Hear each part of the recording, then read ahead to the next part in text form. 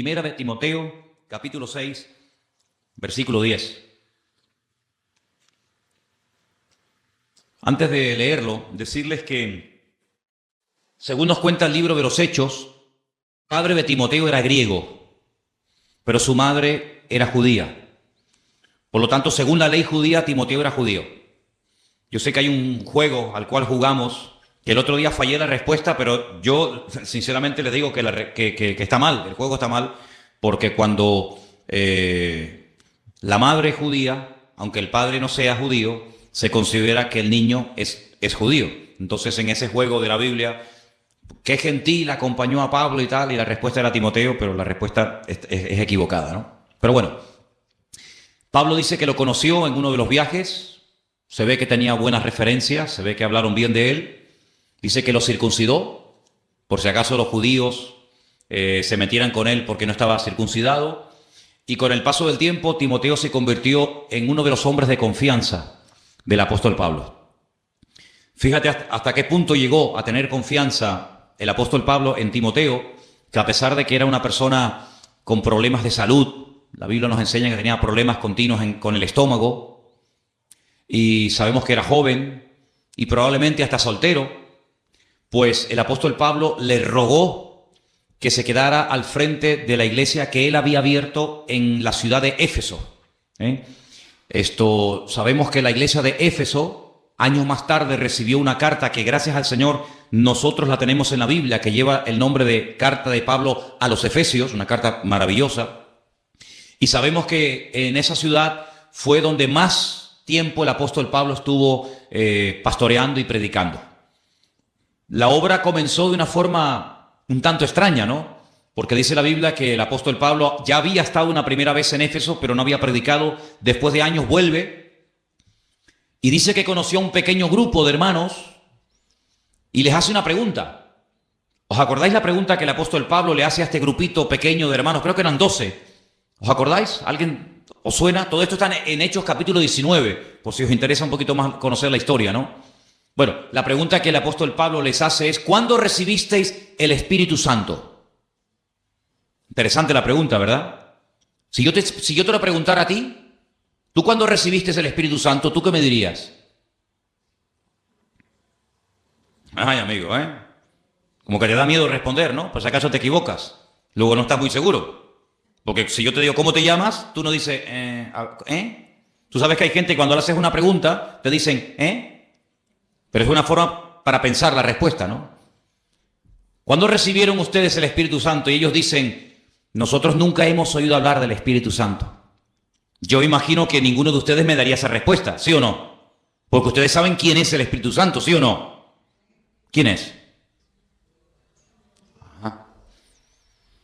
Entonces Pablo dice, bueno, si ustedes no saben quién es el Espíritu Santo, ¿ustedes en qué fuisteis bautizados?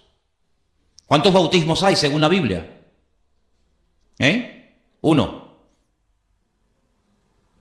Unos dicen que no. 2. ¿Cuántos? 1. Oye, ¿os dais cuenta, Hay 7 bautismos mencionados en el Nuevo Testamento. 7. ¿Me podéis nombrar uno? El bautismo de Juan el Bautista. El bautismo en agua. El que practicaban los discípulos ¿verdad? Bien. El bautismo del Espíritu Santo. Yo os bautizaré en Espíritu Santo y fuego, dijo el Señor. ¿Qué más? Por un mismo Espíritu fuisteis todos bautizados en un cuerpo. Bueno, no es el tema a tratar, pero para que veáis. Entonces, el apóstol Pablo dice, mira, vamos a hacer una cosa con ustedes. Ustedes fueron bautizados por Juan el Bautista hace 25 años atrás. Ustedes se han quedado anclados en el tiempo. Ustedes no han madurado, no han crecido. Ustedes viven de una experiencia que tuvisteis que fue muy bonita, pero forma parte del pasado hace 25 años. Y el creyente no puede vivir de los recuerdos, de la gloria pasada, sino tiene que vivir en una constante renovación, ¿sí o no?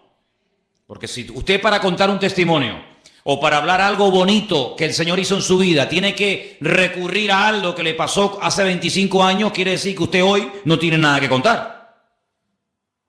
Y sin embargo, el creyente cada día tiene algo que contar, ¿sí o no? Yo puedo contar testimonio de hace 25 años, gloria al Señor, pero también puedo contar testimonio de hoy mismo, porque Dios cada día nos sorprende y cada día, pues oye, tiene algo nuevo para nosotros, porque Él nos quiere llevar, como he dicho 1.000.000 de veces, de gloria en gloria, y de victoria en victoria, y de bendición en bendición, y de triunfo en triunfo, Entonces, vamos a empezar de cero. El apóstol Pablo dice que los bautiza, y a continuación dice la Biblia que comenzaron a hablar en otras lenguas. Ya había pasado en Hechos capítulo 2, y así empezó la iglesia, con un pequeño grupito de 12 personas. Al poco tiempo, apareció por allí un matrimonio que llegaron a ser unos colaboradores tremendos en el ministerio del apóstol Pablo. Yo doy gracias a Dios por los que colaboran, ¿sabes? Gracias a Dios por los que cantan y por los que predican. Todo eso está muy bonito. Pero gloria a Dios por los que colaboran. Amén. Hace falta gente que colabore en las congregaciones. Las congregaciones crecen en la medida del número de colaboradores que tienen. Gente que apoya, gente que a lo mejor no predica, que no se ve mucho lo que hacen o lo que dicen, pero ahí están, sustentando, protegiendo, apuntalando la obra del Señor, ¿verdad? Y por allí apareció Priscila y Aquila. Priscila y Aquila. Un matrimonio. Oye, ¿será casualidad que haya puesto primero Priscila y luego Aquila? ¿O se equivocó el autor del libro de los Hechos cuando lo puso? ¿No tenía que haber puesto primeramente a Aquila y luego a Priscila? Tú fíjate cómo no hay casualidades, que cuando empieza el primer viaje misionero, el primero, dice que iba Bernabé y Saulo o Pablo. Pero más adelante dice que iba Pablo y Bernabé. Esto tiene una razón de ser. Priscila y Aquila se dedicaban al mismo oficio del apóstol Pablo. Y ahora, si yo les explicara lo que realmente significaba, lo que realmente era hacer tiendas de campaña, no tiene nada que ver con lo que la mayoría de las veces nos hemos imaginado.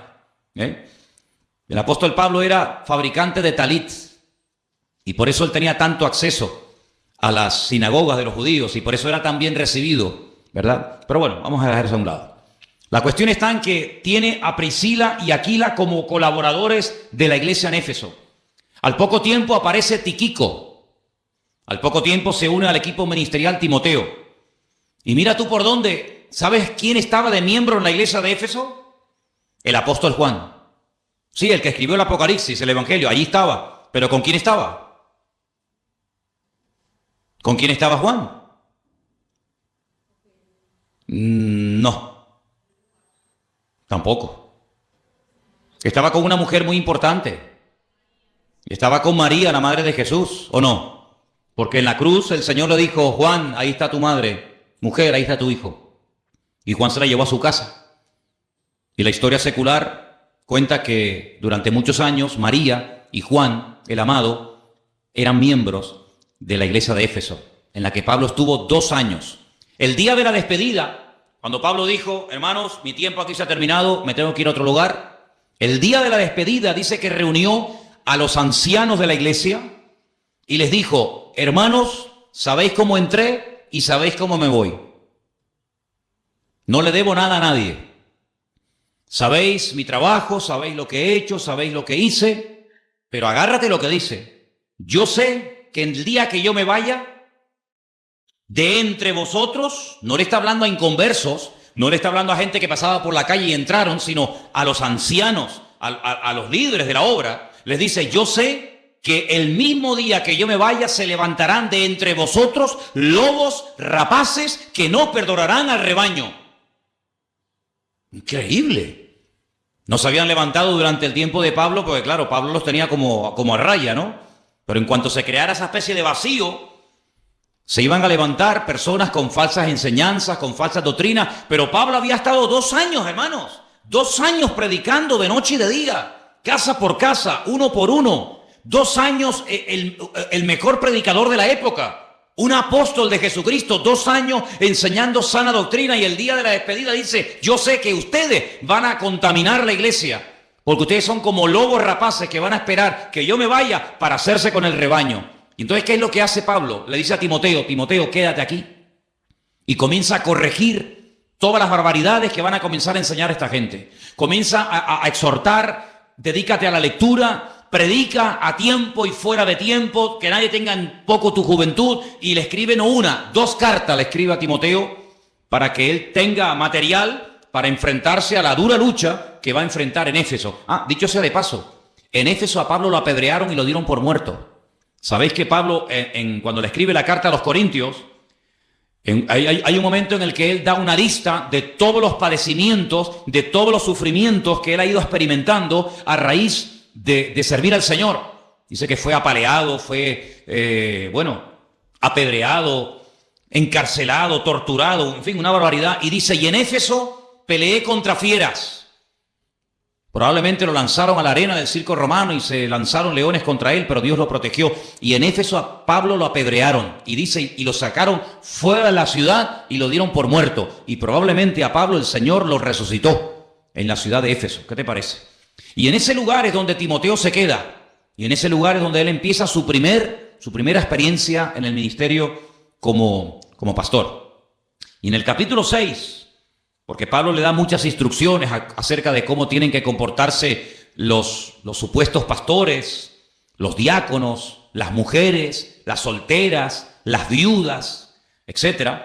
En el capítulo 6, yo voy a leer a partir, si queréis, del versículo 3, unas palabras muy interesantes del apóstol que dice así: si alguno enseña otra cosa y no se conforma, si no se sujeta a las sanas palabras de nuestro Señor Jesucristo y a la doctrina que es conforme a la piedad o a la santidad, está envanecido y nada sabe.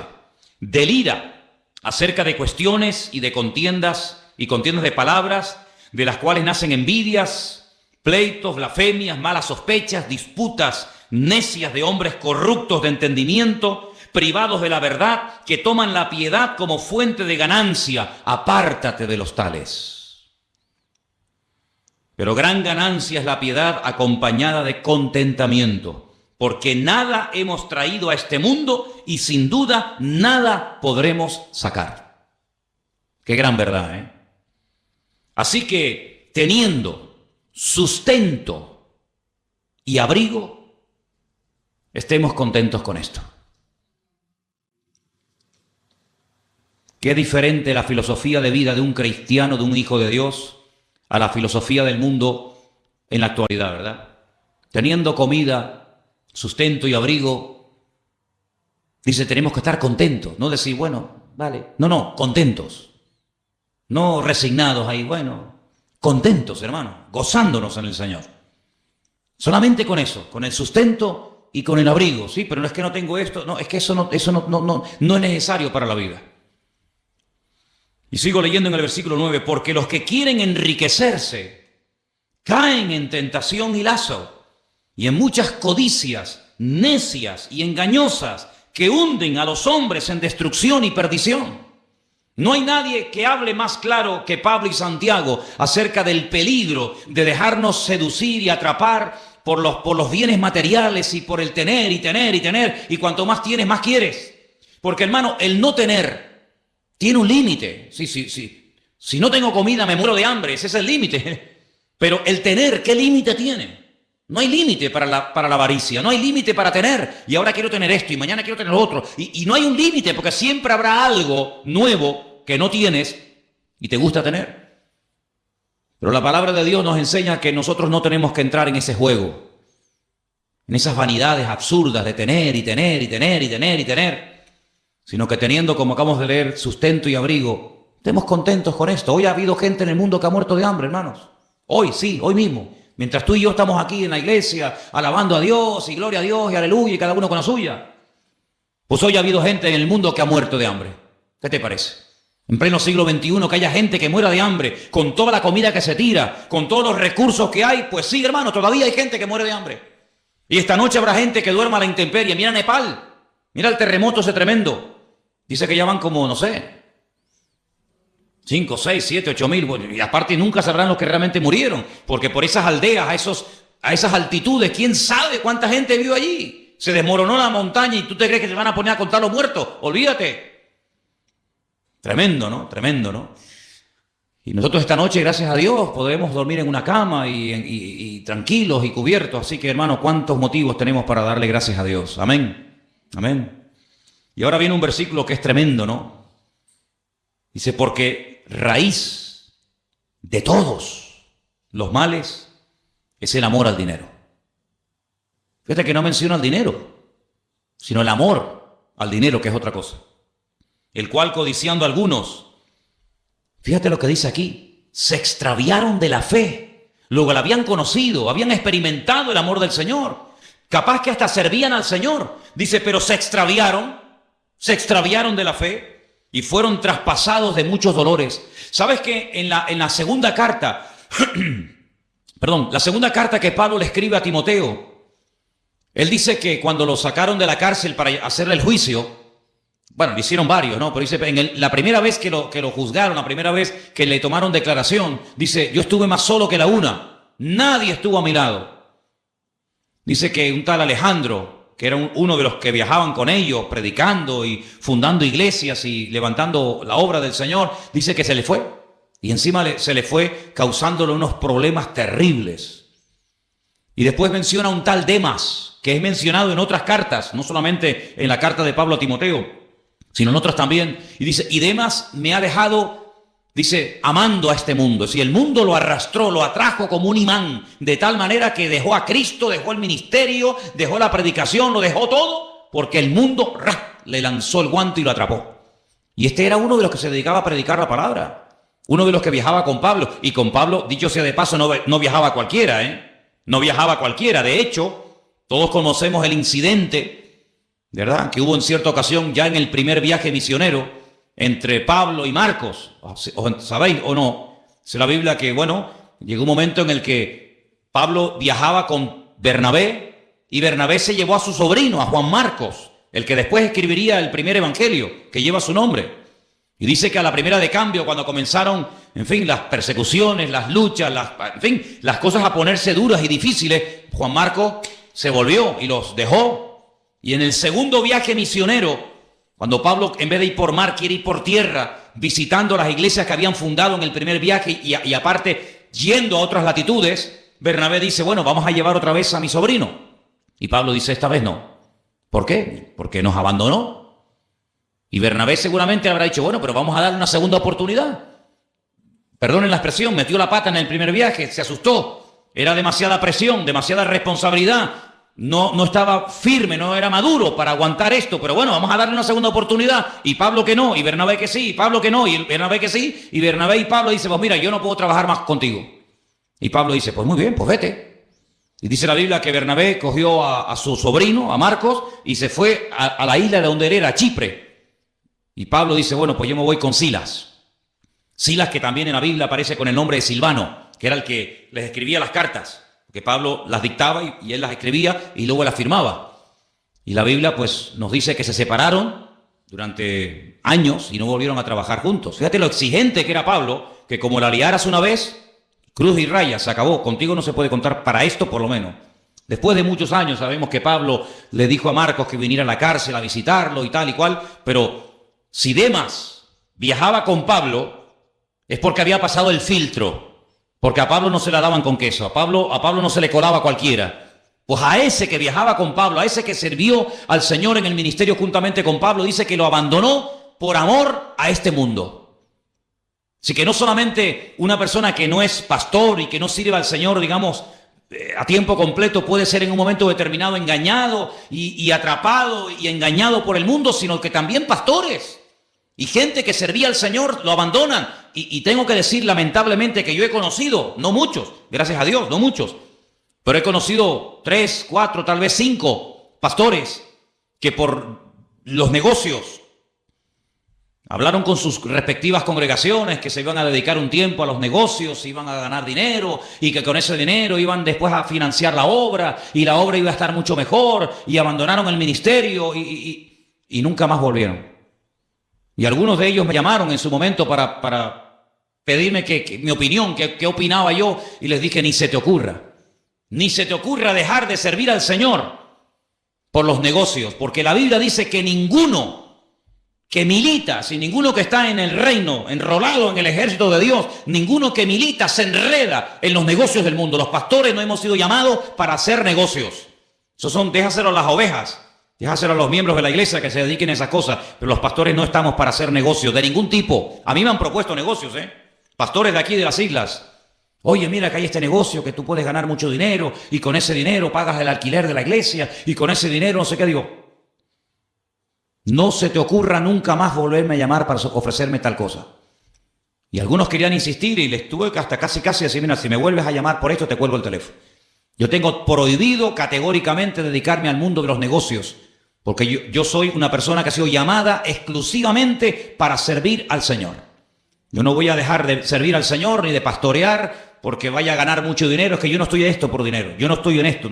Ayer Elena y yo hablábamos, nosotros hemos vivido en la península sin ser pastores, como evangelistas itinerantes, viajando por aquí, yendo por allá, sin recibir ni un solo centavo, y hemos vivido por fe, no solamente antes de venir aquí, sino en otras ocasiones. Sabemos lo que es vivir por fe totalmente, totalmente. Sabemos lo que es sentarnos a la mesa con el plato vacío y orar y tocar a la puerta y el Señor suplirnos. Sé lo que es viajar horas y horas. Por eso te decía el otro día, David, que tu testimonio me impactó cuando veías que la gasolina del coche, ¿no? Subió y, hermano, yo venía de Barcelona un día. Yo me fui de Galicia, 1200 kilómetros, Pontevedra, Barcelona. Prediqué durante una semana y cuando regresé, en esa congregación no me habían dado ni un centavo me habían dado y volvía con las manos vacías. Y sé lo que es dormir dentro de un coche en una gasolinera y sé lo que es llevar durante horas y horas y horas la lucecita naranja de la reserva y decir, Dios mío, que no llego, pero contigo sí llego, Dios mío, estírala, y llegar, y sabemos lo que es eso, ¿no? Pero no es una tentación, no debería ser una tentación para una persona que sirva al Señor, tampoco para un cristiano, pero para uno que sirva al Señor menos todavía, no debería ser una tentación el tema económico, porque la Biblia dice, y lo vuelvo a repetir, que el que milita nos enreda en los negocios de esta vida, y además de eso hay una amonestación tremenda que hemos leído esta noche, que dice que el amor al dinero es la raíz de todos los males. Por amor al dinero se deja el ministerio, por amor al dinero se deja de venir a la iglesia, por amor al dinero se deja de servir al Señor, por amor al dinero se hacen guerras, se viola, se mata, se asesina, se hacen injusticias, por amor al dinero se hacen barbaridades. Y si no miren, el país en el que vivimos, ¿qué es lo que lo ha destruido? El amor al dinero. El amor al dinero. Y ahora le están pidiendo a la pobre gente que lleve su DNI deprisa y corriendo al banco, porque si no te bloquean la cuenta y no sé qué, no sé cuánto. ¿Y por qué no se lo han pedido a todos estos sinvergüenzas ladrones que han robado millones y millones y saben que lo han robado y no van a devolver ni un centavo? Ese es el mundo en el que vivimos, el amor al dinero, ¿verdad? Y ganan sueldos alucinantes que ni en toda la vida tú y yo vamos a vivir, pero quieren más y más y más. Y ya tengo 1 millón y quiero 5, y tengo 5 y quiero 100 y quiero 100. Miren al yerno del rey. ¿Qué más podía pedir ese muchacho? Casado con la hija del rey de España. Tenía su vida garantizada ya para siempre, él, sus hijos, sus nietos, pero la avaricia, el tener más, y una casa, y el otro, y lo otro. El amor al dinero, dice la Biblia, es la raíz de todos los males. Y nosotros no tenemos que entrar en ese terreno, porque es un terreno tremendamente peligroso. El poder y el dinero corrompen a la persona si no está bien parada, si no está bien arraigada en las cosas del Señor. Mire, el hombre más sabio de la tierra, que fue Salomón, según nos cuenta la Biblia, en el libro de Proverbios, capítulo 30. Proverbios, estamos en el Antiguo Testamento, si queréis yo os lo leo. Versículos 8 y 9, dice unas palabras tremendas. Bueno, se ve que sabía la teoría, pero luego la práctica le costó un poco llevarla a la práctica, ¿no? Pero bueno, por lo menos la teoría la escribió y la sabía. Proverbios 30, 8 y 9 dice, 2 cosas te he demandado, no me las niegues antes de que muera. Vanidad y palabra mentirosa aparta de mí. No me des pobreza ni riqueza. Son los 2 extremos, ¿no? Manténme del pan necesario, no sea que me sacie y te niegue y diga, ¿quién es Dios? ¿Quién es Dios? O que siendo pobre, hurte y blasfeme el nombre de mi Dios. Ahí la sabiduría le funcionó y él sabía perfectamente que tanto un extremo, la miseria, la pobreza, como la superabundancia, son 2 peligros que terminan matando y destruyendo la vida del hombre. La pregunta que yo les quería hacer esta tarde acerca de este tema es, ¿se puede en la iglesia, o mejor dicho, habla la Biblia del tema del dinero?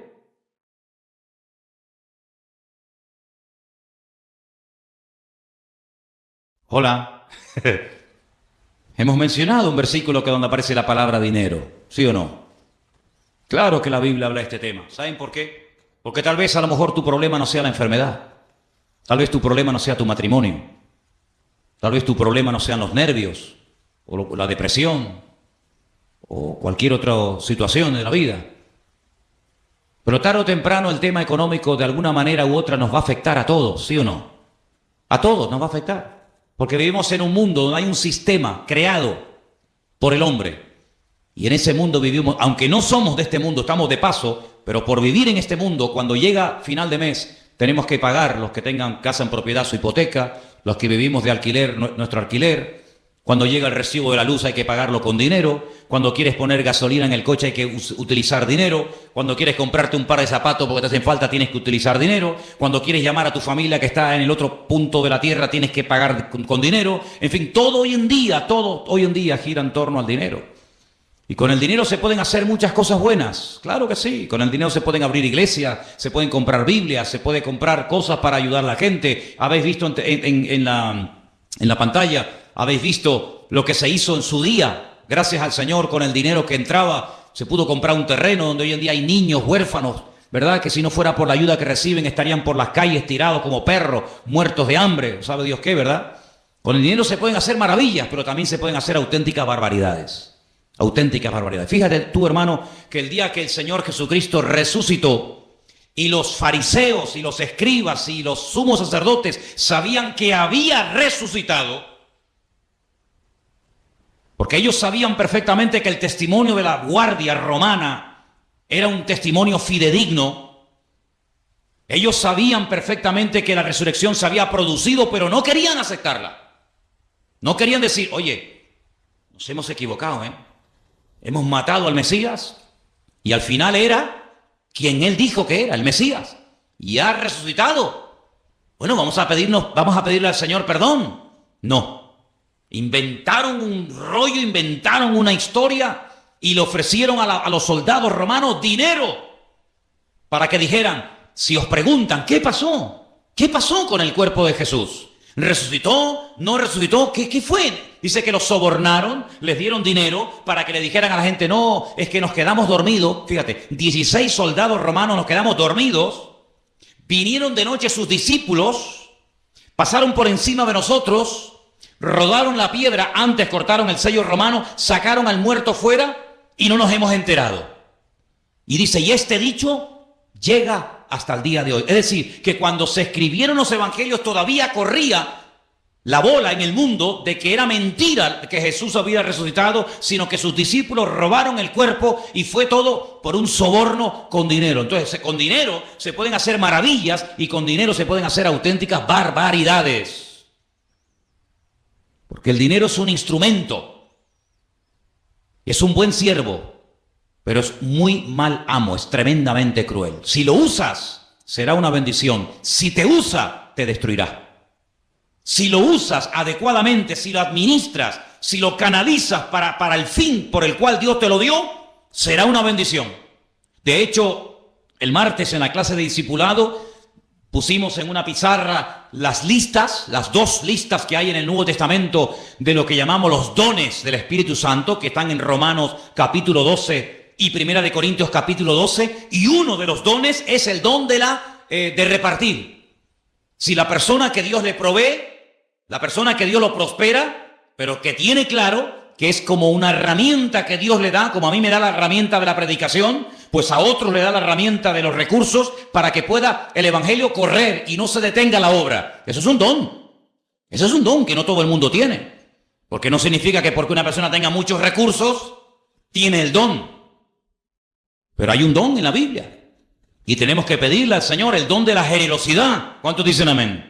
El don de la generosidad, porque eso es el don de repartir. Ser generoso, abrir la mano y cubrir las necesidades de la obra. Es un don, como el hablar en lenguas, como interpretar mensajes, como profetizar y como otros dones así que nos llaman mucho la atención. Pues hay un don que es el de servir. otro que es el de organizar o presidir, otro que es el de hacer misericordia, ¿verdad? Todo lo que tiene que ver con la obra social, etcétera. Y hay un don que es el de repartir. ¿Repartir qué? Pues lo que Dios te da, mijo. Lo que Dios te da, ¿para qué? Para ti, no. Para ti también, pero sobre todo para repartir, para que haya igualdad en el cuerpo de Cristo. Eso dice la Biblia. Eso es lo que dice la palabra de Dios. Por lo tanto, el dinero como instrumento es muy poderoso. Tú imagínate que tuviéramos ahora 100.000 euros, 200.000 euros, por ejemplo, en la cuenta de la iglesia. Yo mañana mismo me voy a buscar, a alquilar un local. ¿Dónde? Me voy a alquilar una Candelaria, que no hay iglesia. Me voy a La Laguna, que no hay iglesia. La Laguna, 200.000 habitantes. Ciudad universitaria, donde hay miles y miles de jóvenes, incluso que vienen de otras islas. Pues yo me voy mañana con el equipito de sonido que nos regalaron, con las sillas que nos regalaron, y me alquilo un local en La Laguna y pongo fuera iglesia, vida nueva, tal, culto, martes y sábado por la tarde. Aquí, jueves y domingo por la tarde. Y en Candelaria, lunes y viernes. Y predico todos los días, yo no tengo problema en eso, a mí me encanta eso. Sí, pero vete a alquilar un local en Candelaria. Te van a pedir 2 meses, el mes de no sé qué, el mes de fianza. Si tuviéramos recursos, madre mía, y nos iríamos a otras islas. Y le pagaríamos la universidad a algún hermano de la iglesia. Por ejemplo, tenemos el caso, perdone si no nombro a otro, pero es el primero que me viene a la cabeza. Esta chica, ¿cómo se llama? Leana. No le dieron la beca y tuvo que dejar sus estudios universitarios. Porque no le dieron a la pobre la beca. ¿Y cuánto era la beca? Pues nada, tampoco estamos hablando de millones. Si la iglesia tuviera recursos, becaba a los jóvenes para que fueran jóvenes todos universitarios. Y si la iglesia tuviera recursos, pues construiríamos casitas, haríamos un barrio cristiano, o aquí en este edificio que hay 7 pisos vacíos. 7 pisos vacíos. Yo hoy estaba en mi casa y miraba y decía, Señor, encima de nuestra iglesia hay 7 departamentos vacíos. Aquí al lado, pared con pared, tenemos un local tan grande como este, que si tuviéramos recursos, yo alquilaba los 7 pisos y alquilábamos el local de al lado. ¿Para qué? No sé, haríamos otro rastro, haríamos un salón para los jóvenes, un salón social para dar de comer. No se cerró la puerta en el albergue, pues aquí ahora vamos a poner un comedor social para todo el mundo. Sí, pero ¿cómo lo hacemos? ¿Cómo lo hacemos? O sea, están pidiendo 1.000 euros de alquiler por este local. Y por poco que pidan van a pedir 300 o 400 euros por cada piso. Si tuviéramos 7 podríamos ayudar a las familias necesitadas de la obra. Con dinero, hermanos, se pueden hacer maravillas. Iglesias, financiar pastores, abrir centros de rehabilitación, lo que quieras. Pero si no hay dinero, pues hay que conformarse con lo que hay. Pero fíjate el mundo cómo utiliza para lo malo sus recursos. Y la droga, el dinero y los miles de millones que producen. ¿Para qué? Para guerras, para derrocar gobiernos, para matar gente, para matar criaturas, para secuestro, para violar. La raíz de todos los males es el amor al dinero. Por eso tenemos que orar al Señor, y hermano, y no es pecado hacerlo. Orar para que Dios nos dé recursos, no solamente recursos humanos, sino también recursos materiales. ¿Cuántos dicen amén? Yo me acuerdo cuando vinimos de un viaje de África y nada más entrar por la puerta de la iglesia en el Puerto de la Cruz, me acordaré toda mi vida como si fuera ahora. Habían allí dos hermanas de visita. Claro, cuando uno venía de África, imagínate cómo venía. Vienes encendido de África, ¿no? Viendo la necesidad, viendo la basura, viendo a los chiquillos. Veníamos de allí locos y querías meter a todo el mundo en la visión de África. Y estaba allí una señora y nada más terminar el culto me dice, ¿me deja su número de cuenta? Y le dije, ¿para qué? Pensé que me iba a pedir algo. Si no, porque quiero dar una ofrenda a la iglesia. Digo, entonces usted necesita la cuenta de la iglesia, no la cuenta mía. Eso, la cuenta de la iglesia. Digo, mira, ahí está Armando, me acordaré que estaba allí. Digo, háblese con ese hermano que está ahí. Él le da el número de la cuenta de la iglesia. Y dio 10.000 euros. Que no ha sido la ofrenda más grande que han dado aquí, ¿eh? Porque aquí una vez un hermano dio 5 millones de pesetas, ¿eh? Cuando empezamos, un hermano de aquí dio 5 millones de pesetas. Y a la semana otro dio 2.700.000 pesetas. Cuando empezamos aquí hace 14 años. Y con ese dinero pues se compró el terreno, se comenzó a construir. Después vino un hermano que ya no se congrega aquí, que dio un día 5.000 euros. Me fui un día a predicar a Madrid y salía del baño y se me acercó una hermana y me dijo, tenga hermano, para los niños de África, y me dio 1.000 euros. Y fue una cosa increíble. Con dinero, hermanos, se pueden hacer maravillas. Maravillas, sinceramente. Y tenemos que orar al Señor, que el Señor levante obreros, pero obreros que podamos después ayudarlos y podamos sustentarlos y que se dediquen, como yo creo que tiene que ser dedicado un obrero, a tiempo completo. y que tenga sus recursos y que tenga sus necesidades cubiertas. ¿Para qué? Para que tenga 24 horas al día dispuesto para servir al Señor. Y tenemos que orar y Dios lo puede hacer. ¿Cuántos dicen amén, hermanos? Dios lo puede hacer. Yo creo que una de las cosas que el diablo está tratando de controlar a toda costa son las finanzas y los recursos, para que los creyentes no levanten cabeza y para que las iglesias sean cabeza en vez de ser cola, como dice la palabra que tienen que ser. Y a mí me da mucho dolor cuando veo hermanos que tienen, para que seamos cabeza y no cola, ¿no? Lo dije al revés, perdón. Menos mal que ustedes ya saben de la Biblia. Que ya pueden corregir al pastor. Fíjate qué maravilla, ¿eh? Qué nivelazo, ¿eh? Tremendo, ¿eh? Entonces, hermanos, tenemos que orar que Dios supla recursos, hombre. Imagínate que pudiéramos alquilar ese local, no sé, en La Laguna, en Candelaria o en Guímar o donde fuera. Bueno, alguna pareja ahí de la iglesia que esté dispuesto a ir allí. Venga, mandamos a fulano y a mengano. Sí, ¿cómo los mandamos? ¿Con una mano delante y la mano detrás? ¿Cómo los mandamos? Habrá que comprarles un cochecito, alquilarles un piso, pagarles el primer año los gastos de la obra hasta que la iglesia crezca. ¿Cuántas maravillas se pueden hacer con recursos, hermanos? Y tenemos que orar para que en el nombre de Jesús las riquezas o las necesidades materiales de la obra no frenen el avance del Evangelio, no frenen el avance del Señor. Y yo creo que si tenemos fe y oramos, el Señor va a hacer milagros entre nosotros. Porque nuestro Dios es un Dios de milagros. Pero hay algo, hermanos, que yo tengo que decirlo. Y no lo digo con doble intención, porque líbreme Dios. Lo digo con toda sinceridad. Mire, hermano, si nosotros somos fieles, aunque seamos 4, no me importa el número. El número no tiene nada que ver con esto.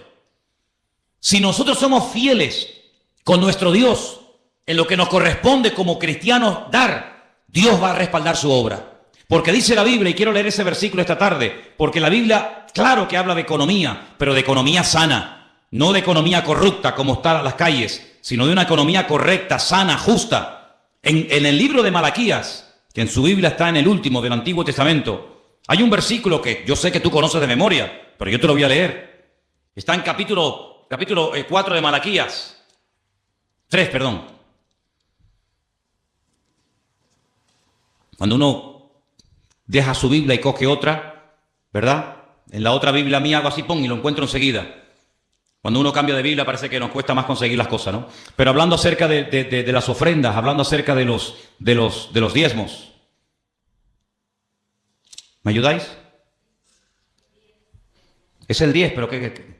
Sí, 3, sí, perdón, ya está, sí, 3:10, perdón, sí. Es que en la otra Biblia tengo ese versículo a la izquierda y en esta está a la derecha. Capítulo 3 de Malaquías, verso 10. Bueno, si quieren arranco desde el... pasa que es muy fuerte el 9, no sé si les va a gustar que lo lea. No sé qué hacer. Y yo iba a leer el 8, pero es que el 8 peor. Ay, mi madre. Ahora me metí en un follón. Ahora me metí en un lío. ¿Puedo leer el 8? Tú eres el que me estás diciendo que lo lea, ¿eh? ¿Robará el hombre a Dios? Y tú dices, ¿cómo va a robar un hombre a Dios? ¿Se puede robar a Dios? No, vamos a seguir leyendo. Vosotros me habéis robado. Y dijisteis, ¿en qué? ¿En qué te hemos robado a ti? Y dice el Señor, en vuestros diezmos y en vuestras ofrendas. Yo te dije que el versículo era muy fuerte, ¿eh? Yo te dije que el versículo era tremendo. ¿Me dejáis leer el 9? Bueno. Malditos sois con maldición, porque vosotros, toda la nación, me habéis robado.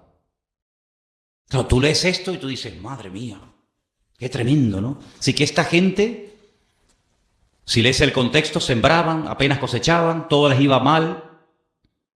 Estaban bajo maldición, según hemos leído, porque Dios les dice en el versículo 8, me habéis robado en esto y en esto. Y las consecuencias las estáis sufriendo. Así de claro. La pregunta es, ¿hay solución? ¿Hay remedio? Siempre hay solución, hermano. Siempre hay remedio. Siempre. Cuando el Señor apunta con su dedo y señala en una dirección hacia algo que estamos haciendo mal, no lo hace para condenarnos, sino lo hace para decirnos, oye, pero si quieres, puedes salir de este callejón sin salida. Sí, estáis mal, estáis bajo maldición, lo habéis hecho fatal, pero la solución la da en el verso 10, que era el que yo en un principio quería leer, pero te leí el 8 y el 9 porque tú me diste permiso para leerlo. Traed todos los diezmos al alfolí.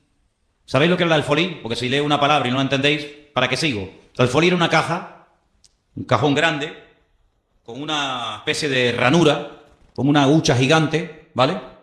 Traer todos los diezmos al cajón, traer todos los diezmos a la hucha. Por eso, dicho sea de paso, sabéis que hay muchas huchas que tienen forma de cerdo. Es un cerdito con una rajita arriba, ¿sí? ¿Y por qué tienen forma de cerdo? Porque los que daban el diezmo eran los judíos. Las naciones paganas no pagaban el diezmo, pero los judíos daban el diezmo. ¿Y cómo llamaban a los judíos? Cerdos. Y era un insulto. De ahí vienen las huchas con forma de cerdito. Traed los diezmos al alfolí, haya alimento en mi casa. Y ahora dice algo tremendo, que no lo dice sobre otro tema, pero sí sobre este. Probadme ahora en esto. Si no, os abriré las ventanas de los cielos, derramaré sobre vosotros bendición hasta que sobreabunde. Además, verso 11, reprenderé también por vosotros al devorador, y no destruirá el fruto de vuestra tierra, ni vuestra vid en el campo será estéril, dice el Señor de los ejércitos. Y todas las naciones os dirán, bienaventurados, porque seréis tierra deseable, dice el Señor de los ejércitos. ¿Cómo empieza el versículo? Malditos sois con maldición, mira cómo va la vida, mira la situación en la que estáis. ¿Cómo termina la historia? Seréis la envidia de las naciones, tierra deseada, tierra bendecida, tierra prosperada. ¿Por qué? Porque cuando ustedes escogen un camino donde ustedes son los que ponen las normas, donde ustedes son los que me estáis mirando a mí, ¿verdad? Estáis mirando a mí, al que predica. Siempre se mira al que predica, no al que entra ni al que sale. Cuando una persona hace su voluntad, cuando una persona hace las cosas a su manera, pues las consecuencias son terribles. Cuando una persona escoge el camino del Señor, obedece al Señor, cumple su palabra, dice aquí que se llegarían a ser una nación deseable para todas las naciones. Vete al Oriente Medio, vete a Irak. ¿Cómo está Irak? Es una pena, un desastre. Vete a Siria, ¿cómo está? Desastre. Vete a todos esos países. ¿Cuál es la ciudad, el país más bendecido de Oriente Medio? Donde los limones son así de grandes, así de grandes. Donde hay bendición, donde hay prosperidad, donde no hay paro, donde no hay analfabetismo, donde buscan gente porque hay trabajo y trabajo de sobra. ¿Cuál es la ciudad, el país más bendecido y más próspero de Oriente Medio? El más chiquito de todos, el más pequeñito. Arabia Saudita, no señor. Dubái tampoco. ¿Cuál es el país más bendecido? El pueblo de Dios, el pueblo de Israel. Por eso es la envidia de todo. Por eso todos quieren destruirlo. Por eso todos están contra él. Por eso todos van en contra. ¿Por qué? Porque la bendición de Dios levanta envidia. Porque la bendición de Dios, el respaldo del Señor, pone furioso al enemigo. Cuando tú no produces envidia en el enemigo no se mete contigo. Cuando tú eres una persona bendecida, cuando el gozo del Señor es tu fortaleza, cuando el Señor te va abriendo puertas, todas aquellas personas que dicen que no creen en Dios, en lo más profundo de su corazón te tienen envidia y celos. ¿Por qué? Porque ven el respaldo del Señor sobre tu vida. Fíjate qué curioso, te voy a poner un ejemplo. Un esclavo, un muchacho que no lo quieren ni sus hermanos, sus propios hermanos canales ni lo quieren, no lo pueden ver en pintura, le han puesto un mote. Antiguamente, aquí había gente que se conocía más por el mote que realmente por su nombre propio. Ahí viene el soñador. Unos celos, una envidia terrible, todos los hermanos, desde el más grande hasta el más pequeño, contra su hermano José. ¿Por qué? Porque es un chico bendecido. Porque es un chico que tiene comunión con el Señor. Dios le habla, Dios le da sueño, Dios le da revelación. Y la envidia, te vuelvo a repetir, siempre despierta envidia y celos en la gente que te rodea. ¿Qué es lo que quieren hacer? Matarlo, acabar con su vida. Lo meten en un pozo, lo quieren matar de hambre, lo quieren matar de sed. Rubén dice, no, vamos a hacer algo, vamos a venderlo. Vamos a venderlo porque ya matarlo es muy duro. Pero bueno, y cuando vayamos a la casa y nuestro padre nos pregunte por nuestro hermano, ¿qué le decimos? Si él lo mandó. Y ahora cuando vayamos nosotros y José se queda aquí, ¿qué le decimos? Bueno, inventamos una mentira. Le quitamos la ropa, que era una ropa de colores que él llevaba, la teñimos con sangre de un animal y le decimos a nuestro padre que José ha sido despedazado por una fiera del campo y ha muerto. ¡Qué crueles! ¡Qué crueles! Ni uno dijo, no hagamos eso. ¿Cómo le vamos a hacer? ¿Cómo le vamos a decir a papá eso? Y un año y otro año, y ninguno hablaba, todos callados como zorros. Y José, el pobrecito, allí más solo que la una en Egipto. Pero dice la Biblia que el Señor estaba con José. ¿Cuántos dicen amén? La Biblia no dice, pero el Señor estaba con Rubén, el Señor estaba con Neftalí, el Señor estaba con Gad o con Aser. No, el Señor estaba con aquel que aparentemente era el que peor estaba. Solo, abandonado, tirado allí como un perro en Egipto sin entender ni papa, porque él hablaba hebreo, allí se hablaba en el idioma de los egipcios, árabe, él no entendía nada, sin padre, sin madre, sin comérselo ni bebérselo, más solo que la una. Lo compra un señor llamado Potifar. Y se da cuenta que este muchacho es distinto. Se da cuenta que este joven es diferente. Siembra y hay unas cosechas alucinantes. Organiza el ganado y el ganado es sano, robusto y fuerte. Donde pone la mano José, dice, ahí estaba la mano de Dios. José es un hombre próspero porque tiene comunión con el Señor. Claro, la envidia y los celos, ¿de qué venía? De la unción y de la bendición de Dios que había sobre su vida. Entonces, amados hermanos, te das cuenta cómo cuando una persona es bendecida, cuando una persona tiene algo que decirle al mundo, la gente te preguntará y la gente se te acercará. Pero si vamos por la vida quejándonos, si vamos por la vida lamentándonos, ¿qué te van a preguntar a ti? ¿Para qué se te van a acercar a ti si ya poniendo la televisión nos ponen la cabeza así todos los días? Pero ¿a quién se van a acercar? A la persona que vive en este mundo, pero es diferente. Ríe, canta, danza, baila, honra al Señor. ¿Por qué? Porque aunque vive en este mundo, no es de este mundo. Y eso es lo que la gente tiene que ver en ti y lo que tiene que ver en mí. Pero no lo van a ver aquí dentro, porque aquí de la gente en la calle prácticamente no entran porque les da miedo. Pero cuando salgas de aquí, ya verás compañeros de trabajo, compañeros de instituto, compañeros de clase, vecinos, amigos, familiares. Es ahí donde tienes que marcar una diferencia y hablar diferente y hablar distinto, decir, Dios está con nosotros, pero en palabras y en hechos. ¿Cuántos dicen amén? Pero para eso tenemos que hacer lo que nos corresponde. Esto no es tocar un botón y ya está, no. Acá hay una parte humana que cuando nosotros la hacemos, Dios dice que hace así y abre las ventanas de los cielos, derrama bendición hasta que sobreabunda y además Él se encarga de reprender al devorador. Y yo pregunto, ¿y quién es ese señor? ¿Quién es el devorador? ¿El diablo? Bueno, pues yo veo cristianos que están todo el día reprendiendo al diablo. Todo el día están reprendiendo al diablo. Pero si el Señor dice, pero si tú haces tu parte, el que lo voy a reprender voy a ser yo. ¿Y a quién le va a hacer más caso el diablo? ¿A ti o a Dios? Fíjate tú que Miguel es el arcángel más poderoso que jamás Dios ha creado. Y cuando Satanás vino a pelear contra él porque quería el cuerpo de Moisés, ¿qué dijo Miguel? Que el Señor te reprenda, porque como te reprenda el Señor, tú no aguantas ni una décima de segundo. Pues ya está. Pues entonces en vez de hacer tú la parte de Dios y querer que Dios haga tu parte, hazlo al revés. Haz tú tu parte como cristiana, como hermano, como hijo de Dios, y deja al Señor que se encargue de lo que tú no puedes hacer y vas a ver resultados tremendos, pero siempre detrás de la obediencia.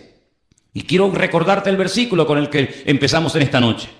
La raíz de todos los males es el amor al dinero. Tú amas el dinero, como ames el dinero, tienes un problema terrible en tu vida. El dinero tienes que usarlo, porque es un instrumento que tiene que ser tu siervo, tiene que estar para tu servicio y no tú para el servicio del dinero, porque entonces eres hombre muerto. Nunca te va a llegar nada. Tendrás, como dice la Biblia, saco roto, que meterás la mano y nunca hay nada. Pero cuando uno tiene el contentamiento del Señor, tú te das cuenta de que cada día es una bendición de Dios. Dicen los judíos, y termino, no por trabajar más se gana más. Dicen ellos, no por trabajar más se gana más. Tampoco por trabajar menos Dios te va a proveer lo que tú necesitas. ¿Qué es lo que hacen ellos? ¿Qué es lo que hacen con el tema económico? Ellos lo que hacen, cuando empieza el año, oran y le encomiendan al Señor todo el año.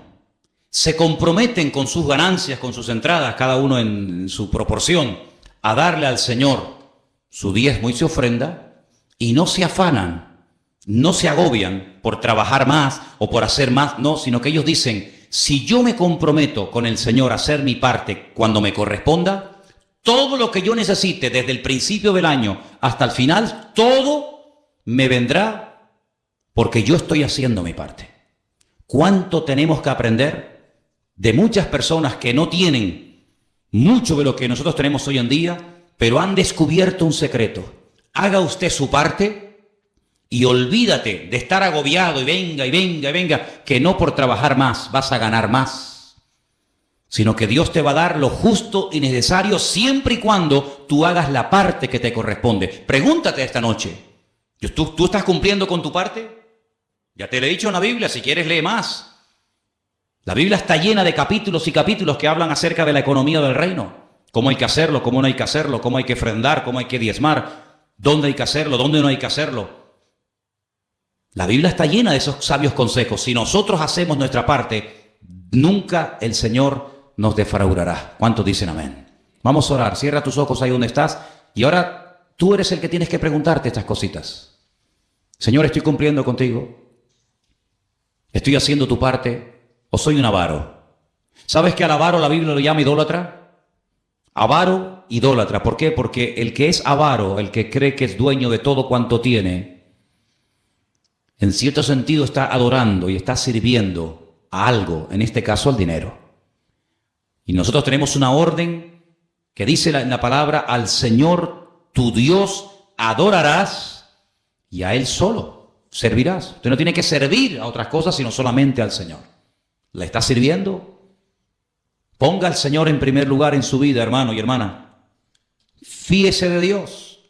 Cumpla usted con su parte. Y yo le aseguro que Dios le va a sorprender más de lo que usted se puede imaginar. Y en esta tarde queremos darle gracias al Señor por su bendita palabra, que siempre exhorta, siempre anima, siempre habla nuestra vida. Te pedimos, Señor, en el nombre de Jesús, que tu palabra ahora produzca el fruto para la cual ha sido predicada, para la cual ha sido traída esta tarde a este lugar. Toca nuestros corazones, rompe cualquier atadura, cualquier apego, Señor, al dinero o a cualquier otra cosa, y que solamente adoremos y sirvamos a nuestro Dios, a nada ni a nadie más.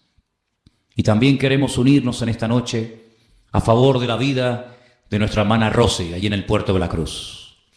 Señor, tú eres el Dios todopoderoso, nuestro sanador, nuestro médico divino. Nuestra vida está en tus manos, tú la das y tú la quitas. Tú la alargas o tú la acortas, según es tu voluntad. En esta tarde oramos con fe, con toda la seguridad del mundo, de que la vida de Rosy te pertenece a ti, Señor.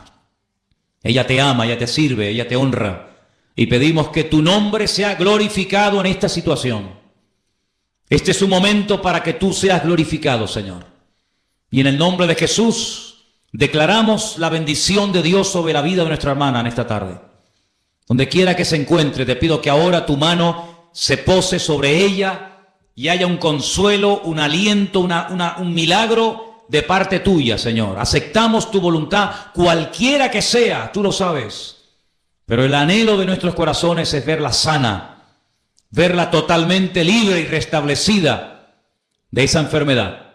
Pero todo está bajo tu control, nada se escapa de tu control. Por eso, Señor, oramos con paz, oramos con la fe y con la seguridad de que todo obra para bien. Y te pedimos en esta tarde, Señor, que tú aumentes su fe y le des como hasta ahora esa paz sobrenatural que sobrepasa todo entendimiento para que ella pueda, Señor, aceptar el trato de Dios en este momento en su vida.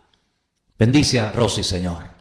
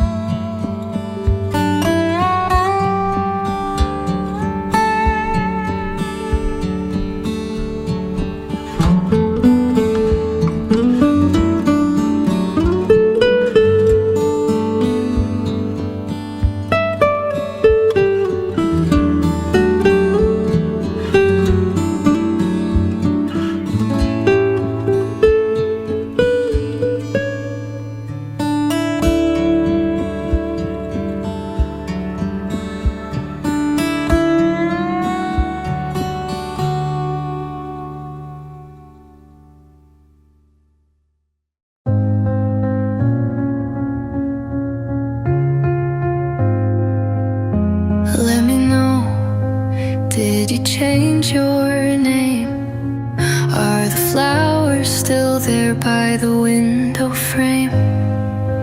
Is your sweater still left on the old chair? Did you ever really want me there?